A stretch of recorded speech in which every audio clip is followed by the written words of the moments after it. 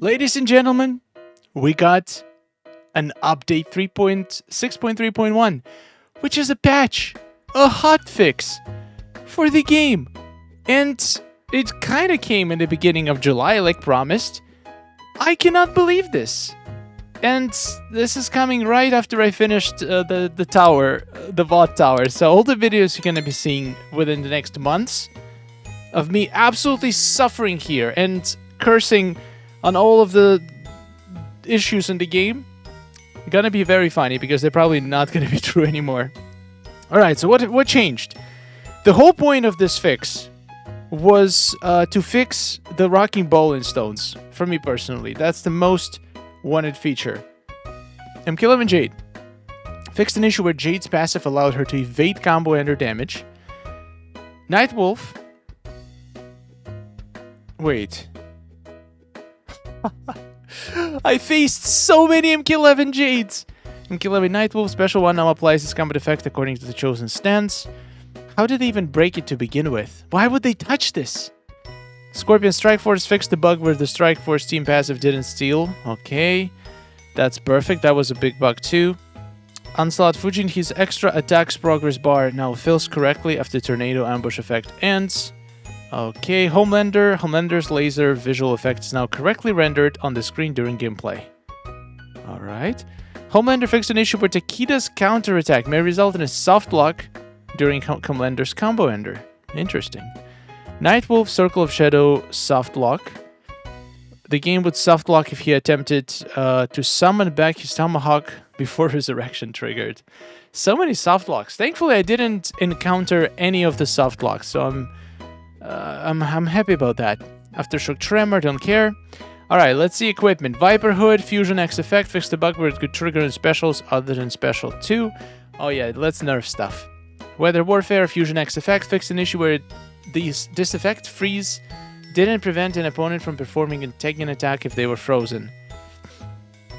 Okay, that was a big one too. Tyrus Clan's Sixth Sense, Fusion X effect, fixed an issue where the buff resist bonus wasn't working. Midnight Stalker Sight Fusion X fixed an issue where the max power bonus didn't trigger on block breakers of grapple specials. Alright.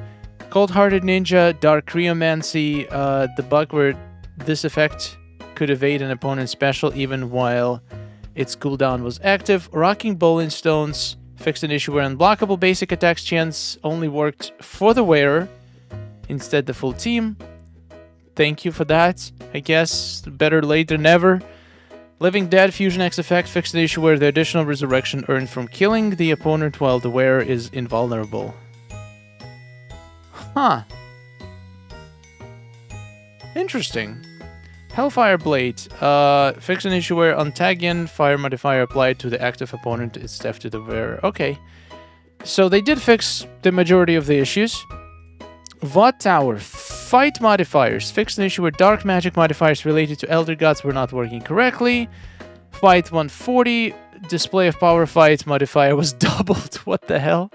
180 soft lock involving MK11 Jade equipment. Encrypts and chaotic difficulty fixed the drop chances for dragon crystals for rare and epic chests. They incorrectly used the chances from Elder Crypt. So you're saying we're gonna get more dragon crystals from Nightmare Crypt? Alright, I'm listening. Team presets fixed an issue where equipment that has been broken in survivor mode would unequip when a preset using item was loaded. Oh, that's why. I mean, I didn't play survivor, but I've seen a lot of people saying that there was an issue with equipment and presets. 0 out of 0 found this helpful. And it's been posted 12 hours ago. Wow, that's kind of sad. So I have a few thoughts about it. First of all, let me load up the game and test this out, because I'm not gonna trust their word. There it is. I believed that you would be back, so I didn't remove you from my favorites. Team gains 25% blockable chance on basic attacks. And it's back, baby.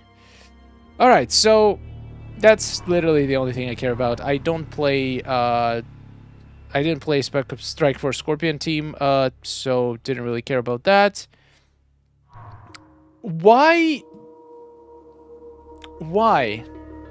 do we need to do hotfix for this. Like, some of the issues in there are on the characters and gear that weren't even changed in any way. So, like, it just doesn't make sense to me. How do you changed both the text? Like, I can understand the glitches where the piece still says that it does this, but it doesn't. So it just doesn't work. So something broke, so the effect doesn't trigger, even though it should trigger according to the description of the card. But with Rockin Bowling Stones, they changed the text of the gear. They didn't just change the ability, they changed the text to reflect the change in the ability. So I do not see how possibly this could have been a bug. I am very convinced, and once again, just my opinion, pure speculation, this wasn't a bug. This was their way to break the most useful piece of gear in this tower. And I just finished this tower. Once again, the videos on all the insane battles are going to be coming out very soon. But one thing I have to say, every single battle, breaking blocks was insanely difficult. And most battles, you had to run 2 block breaker pieces on every character to even be able to do anything. And the Rockin Bowling Stones is literally the best piece of gear for this tower. It was not nice to have, it was needed. That extra 25%, 20%, whatever your fusion is, you can equip to your weakest character and like make sure that the rest of the characters get the buff, and then you can you free up 1 gear slot that you can increase your damage or add some positive effect or negative effect that would be helpful for that battle.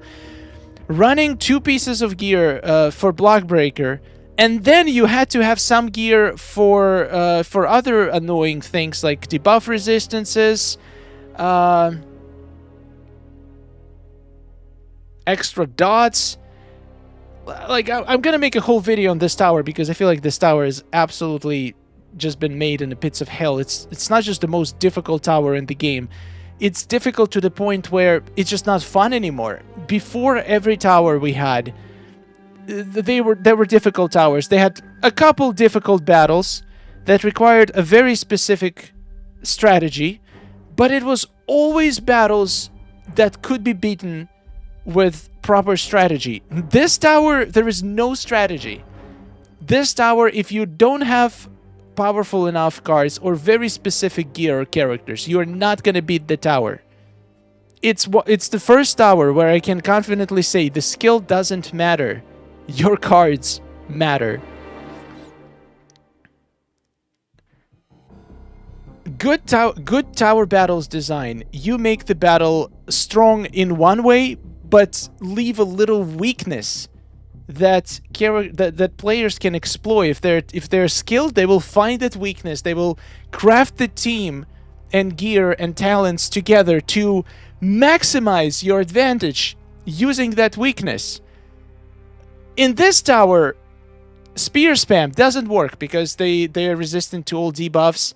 Dots don't work because they're resistant to all debuffs. It does work, but it's like the efficiency of dots was slashed by a lot.